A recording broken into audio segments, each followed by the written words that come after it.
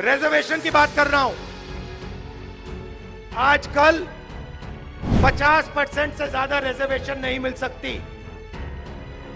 ये जो 50% का लिमिट है, इसको कांग्रेस पार्टी की सरकार, इंडिया की सरकार उठा के फेंक देगी। कांग्रेस पार्टी की सरकार, इंडिया की सरकार उठा के फेंक देगी। अपनी भारत जोड़ो न्याय यात्रा के दौरान कांग्रेस नेता राहुल गांधी ने सोमवार को आरक्षण को देकर बड़ा दावा और वादा कर दिया।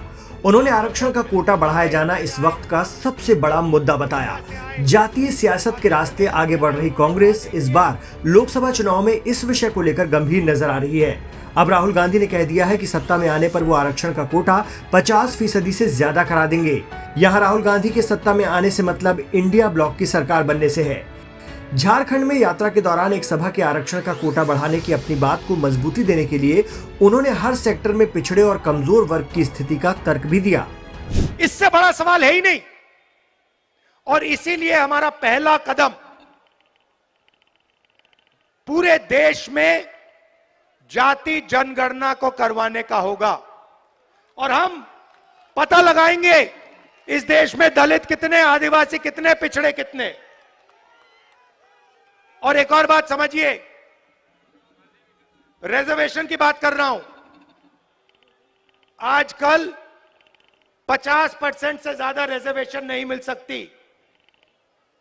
ये जो 50% का लिमिट है, इसको कांग्रेस पार्टी की सरकार, इंडिया की सरकार उठा के फेंक देगी।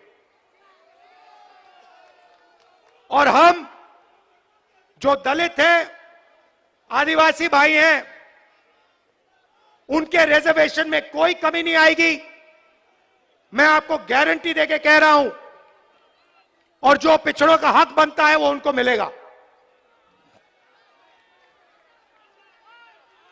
तो ये देश का सबसे बड़ा मुद्दा है, इससे बड़ा मुद्दा है ही नहीं।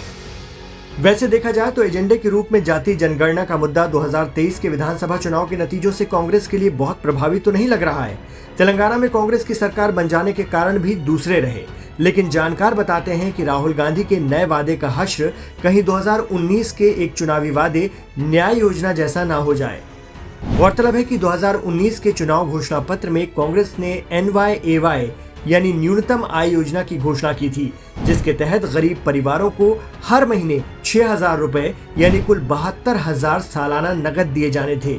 ये योजना विशेषज्ञों के विचार विमर्श के बाद तैयार की गई थी और उसे मनरेगा की तरह ही कई चरणों में लागू किए जाने की बात बताई गई थी।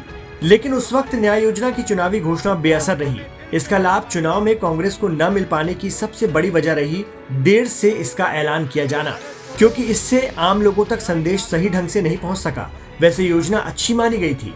छत्तीसगढ़ में कांग्रेस की भूपेश बघेल सरकार ने राजीव गांधी न्याय योजना के नाम से इसे अपने तरीके से लागू भी किया था।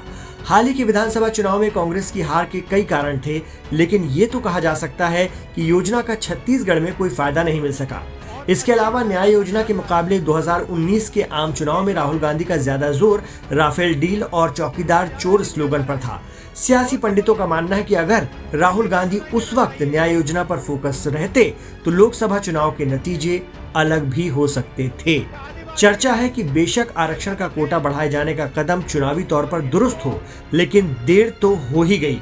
जो हाल न्याय योजना का 2019 में हुआ था, 2024 में कांग्रेस के आरक्षण दांव का वैसा ना हो जाए, इसके लिए राहुल गांधी और कांग्रेस दोनों को इस मुद्दे पर आक्रामक रूप से आगे बढ़ना होगा।